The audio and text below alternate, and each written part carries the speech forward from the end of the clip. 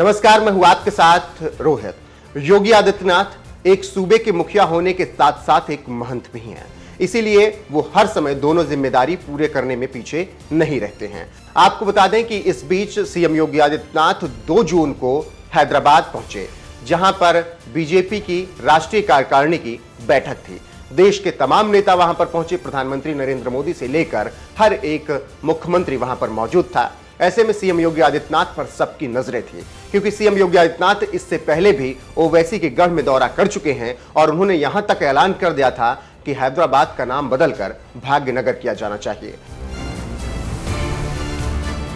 अब ऐसे में एक तस्वीर इस वक्त सीएम योगी आदित्यनाथ की हैदराबाद से आ रही है, जो कि भाग्यलक्ष्मी मंदिर की है।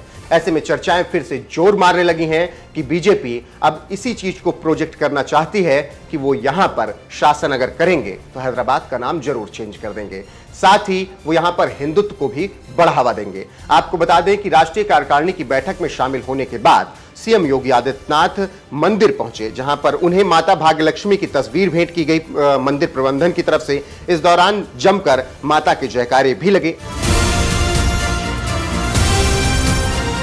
आपको बता दें, सीएम योगी आदित्यनाथ ने पहले ही हैदराबाद को भाग्यनगर करने की मांग की थी। अब ऐसे में राष्ट्रीय कार्यकारिणी की बैठक के बाद जिस तरीके से भाग्यलक्ष्मी मंदिर वो पहुंचे, इसके बाद ये मुद्दा फिर से निश्चित तौर पर उठेगा आगे चलकर।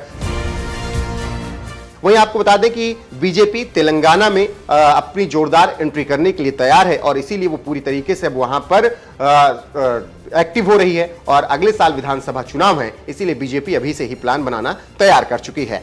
अगर दक्षिण की बात करें तो अब तक पार्टी कर्नाटक में ही सत्ता हासिल करने में सफल रही है। ऐसे में तेलंगाना में एंट्री वो करने के लिए तैयार है और बीजेपी सोच रही होगी कि हिंदुत्व को ही बढ़ावा देकर वहां पर भी एंट्री की जा सकती है। ऐसे में सीएम योगी आदित्यनाथ की ये तस्वीरें बहुत कुछ बयां करती हैं। सीएम योगी आदित्यनाथ ने हैदराबाद के भाग्यलक्ष्मी मंदिर में पूजा कर हिंदुत्व के एजेंडे को मजबूत करने की पूरी कोशिश की है। तेलंगाना में भाजपा इस एजेंडे के तहत अपनी स्थिति को मजबूत करने की कोशिश फिलहाल कर रही है। आपको बता दें कि माता भाग्यलक्ष्मी मंदिर पहुंचने पर सीएम योगी आदित्यनाथ का वहां पर जोरदार स्वागत हुआ।